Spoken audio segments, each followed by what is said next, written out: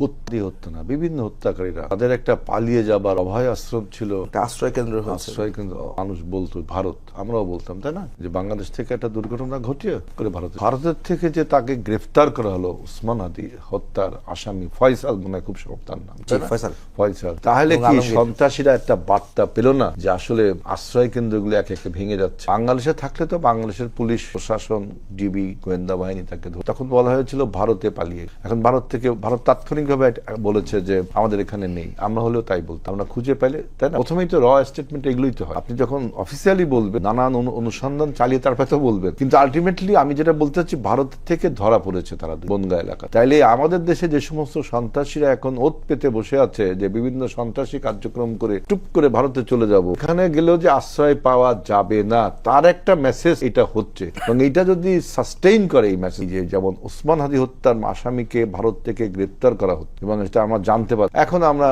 ওই যে এক্সট্রাডিশন ল, যে বন্দি বিনিময় চুক্তি যেটা বললো অ্যাডভোকেট আতিক, এক্সট্রাডিশন ল, হিসাব বিনিময় তাকে নিয়ে আসবে, তাই না? এটা ঠিক আছে, এগুলো আইন কানুন যাই হোক আমরা নিয়ে আসবো, কিন্তু মেসেজটা কত সুন্দর হলো আমি তাই বলছি। সন্ত্রাসীরা পালাবার স্থান এখন আরো বিভিন্ন, মানে পালাবার স্থান তাদের যদি এভাবে গুড়িয়ে যায়, ধ্বংস হয়ে যায়, তাহলে কি সন্ত্রাসীদের উপর একটা সেখানে সদিচ্ছা লাগবে আসলে, কারণ ভারতে তো আপনার জুলাই অভ্যুত্থানের অনেক সেটাই আসামি বলছি, কিন্তু সেটাই ওখানে বলছি। আছে। আপনার শোনেন, আপনার কূটনীতিক রিলেশন এবং ওয়ার্কিং রিলেশন, একটা দেশের সাথে আপনার ওয়ার্কিং রিলেশন সবসময় থাকবে, আবার কূটনীতিক রিলেশনও থাকবে।